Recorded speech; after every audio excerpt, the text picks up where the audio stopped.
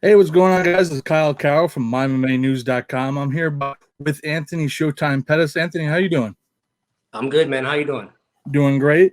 Anthony, one day after free agency, you signed with PFL. Tell us, what was the something new and exciting about PFL that attracted you to them? Honestly, I'm entering it right now, the season format. I feel like once I start this camp, I'm gonna be in camp probably until the end of August, until the season's over. Then I'll get a little break and then go for that championship. So knowing when my fights are, having the structure of like not having to jump into a 2-week training camp, 3-week training camp, and take a fight on short notice. That was a big part of the decision with the PFL. How much of the training will change and your training camp will change? Like you said, you're going to be until end of August. How much of like training and technique and everything of that, how much of that changes in development wise while you're in camp, being that, you fight in April 23rd, 2 months from today, and then you fight again in June. And then if you're in the playoffs, possibility of fighting twice in one night, how do things change in your camp?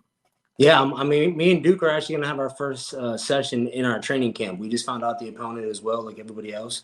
So today, actually in 30 minutes, I'm going to meet with Duke. We'll have our first training session, kind of lay out camp, start our game planning and our process. And I'm excited. I'll leave it to Duke and like my coaches to tell me how I'm going to train, and like I'm kind of like I just show up and make sure I'm focused on that practice and get the most I can out of it. So I think we'll have a conversation about, adjusting sparring and adjusting like who I go with and who am I and how much exposure I'm giving myself to injury. So, I've been doing this for a long time, and I feel like I've been fighting for, 3 or 4 times a year for, man, the last, I don't even know, since I won the belt. I think it's been a long time. So I feel like I know how to do it.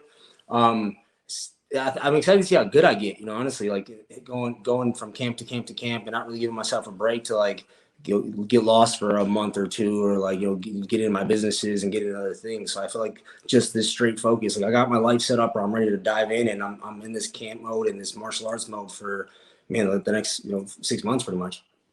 What does it tell you about the organization in the PFL Fight League that they decided to make you and Clay the headline for the first show, the PFL 1 2021? It's awesome, man. I think they got a great main event. When I come to fight. My nickname Showtime. It's people know my style of fighting. And they put me against a good opponent. I'm fighting a boxer, a guy who has some great stand up. I feel like it's going to be a great matchup for their first fight back. Awesome. And you said boxer. Are there any challenges that you believe Clay Collard presents to you? Anything that he creates? I know both strikers. Where do you think you're better than him inside the cage? Honestly, not knowing is like the biggest weakness like I have of like scouting him, because he hasn't fought in a while, and I think most of his fights were like boxing fights in the past. I'm not sure how good he got or if he changed things up, so it's kind of like really not knowing. So I'm not going to obsess over it too much. Obviously I know he got great hands. I'm sure he's going to pressure me. I feel like my strengths are definitely on the ground game, the jiu-jitsu, surprising him with some takedowns, surprising him with strikes he's never seen before, obviously using my range and my kicks. People know what I'm going to do. I mean, I'm sure he knows what I'm going to do. It's just like he has to stop it. Awesome. And you've had a couple ups and downs, and now you're on a 2-fight win streak. How do you battle the adversity and the mental toughness to get back to the winning side of things? And now you're entering a new league with the new challenges. How do you overcome those challenges? Man, that's the hardest part, honestly. And like fighting the fights I fight, I wasn't getting like a tough fight, a loss, and then a warm up fight to like build back up. It was like tough fight, tough fight, tough fight, tough fight, different weight class, tough fight. So it's like I never really had when I look back at it, and when you're in the trenches and you're in like the actual work process of it, you don't get to like look at your last performance, your last fight, or like you're kind of right on to the next one. And now actually when I signed a new contract, I look back at my UFC career, I'm like, man, I was an animal, man. I was going for big fight, big fight, big fight. And then I move up to 170, fight Wonder Boy. Look where he's at right now. I've got wins over Chiesa. I was fighting the best of the best. And I think when I'm all said and done, people remember me for like, he fought anybody, any weight class, anytime. Didn't matter. So I feel like I held up to that. Like we said, you're a former UFC champ. You won the title while you're in your hometown in Milwaukee. What does it mean to you to keep your roots in Milwaukee? I know a lot of fighters tend to move and try new camps and stuff and stay there. What does it mean to you to keep your roots here with Duke Roufus? You know what? I do my cross training. You know, that's one thing about Duke that I love. You know, he allows me to go to the gyms, get other like philosophies, and like spar with other guys. This camp, I mean, this is a long camp, so I will be mixing this between Milwaukee and Vegas. I found some good guys out there. Robert Drysdale is my jiu-jitsu guy now, so his gym's out in Vegas. The Angel Kwanji brothers, great striking out in Vegas with One Kick Nick's gym. And then a mixture of, you know, my Roufusport gym and my Pettis gym here in Wisconsin. So I will be going back and forth in this camp. Just kind of this week we're setting it up. We're seeing how everything's going to roll. I'll be 8 weeks out next week. So that's when we get into like the actual grind time, and I'll have a full schedule. I'll have everything kind of planned out, and I'll have a better idea how this year's going to roll. Now, the different rules for PFL: no elbows, I believe, no knees to the head. But then, if you get a knockout in the first round, it adds to the playoff seeding.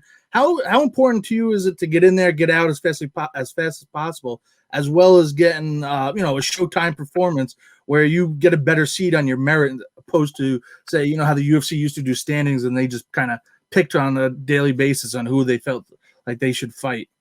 Yeah, this one you gotta earn your fights, you gotta earn your spots, you gotta earn where you're going against. So I feel like all that plays into this, man. Like I'm not gonna change my mindset of like finishing fights. I think that's what I go out there and I'm looking to finish a fight. I'm not looking to like get a decision. I'm looking for the kill. I'm looking for the finish. So I'm gonna keep that mindset, but then also remember, I got another fight in 2 months, another fight in 2 months, and it's like you can't be attached to the result for so long. Like if I have a bad performance, or something happens like where I wasn't planning on, I got to move on to the next one, So I feel like I'm just gonna go in there and just focus on my strengths, and keep building those things up. It was short season, quick turnaround in the fights. Like I said, April to June. Any contingency plans for quarantining and COVID, anything like that you guys are implementing to make sure that's not a problem or an issue? Yeah, I think they're actually making us come out like 2 weeks early and like starting that whole process. And we got to stay like on site for 2 weeks in a bubble before the fight happens. And they didn't really send out the exact protocol yet, but they told us like when a report date is, and it's like 2 weeks early. So I'm sure they have something planned. Awesome, and you have the first round fight management going on right now. How involved are you in that, or like once fight camp starts, are you not involved at all, or like how's that work for you? Well, we kind of have like a full process, it's the Showtime sports group. We have a whole like team of guys that came out here to actually, get training under me and Duke and our team, and they're on the training mat with me, So I am involved in that aspect of it. They see my training camps. I trained with one of them today actually as my training partner, and so I am involved in that process of the teaching side. But as far as like booking them fights and getting them going, I have a team that does all that stuff. Awesome. And like I said, the main event headlining, you got a couple of champions from PFL fighting before you. Any predictions in this fight coming up? Anything like that? I know you haven't really gotten to scout your opponent a whole lot yet. Yeah, I feel like I said, man, every time I fight, fans know what to expect. I think that's why people like watching me fight. That I do things that guys never seen before, and I feel like I got it, something to prove. This is like my first fight in the PFL. I got to go make my statement, and they didn't give me any weak opponent. I feel like I got a great opponent in front of me, and me and Duke are gonna go figure out how to exploit some holes and try to get this done quick. And the season's going to end after August. What do you plan to do? In that off season, I guess now that you have a true off season, kind of like a traditional sports where MMA really never has that off season. What is it that you will be doing in the off season? Man, I haven't even thought that far ahead yet. I'm excited. It's like my first week of camp back in Milwaukee, and I could just feel the hard work coming up. I had my first real sparring session and not crazy. Like I have good guys. Like my younger brother, he's fighting for a world title too. So we have a lot of guys. Manny Sanchez in a Grand Prix. We got Laura Sanchez. She's on the PFL roster with me. So we got a lot of good guys in camp right now. So the vibes like feels great, man. So I'm not even like, I don't really want to get into that like break part. I want to kind of stay in this mindset, this work, and like see how good I can really get. You're 34 years old. Do you feel like you're refreshed now that you signed this multi-fight contract? Is this something like kind of a little new energy in you? Oh, most definitely, yeah, man. Give me some structure. I feel like it's I know when I'm fighting, I can potentially become a champion by the end of the year and make a lot of money doing it. So it's a great spot. Awesome. Was the money factor, was that a big portion of saying like signing with PFL opposed to signing with Bellator?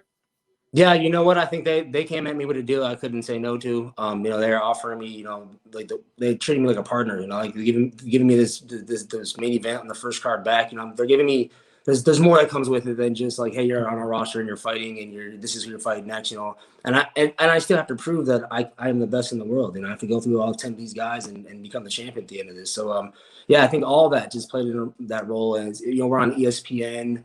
You know, it feels like very professional, honestly. Like I feel like you said, I'm in season right now, and then I'll have an off season.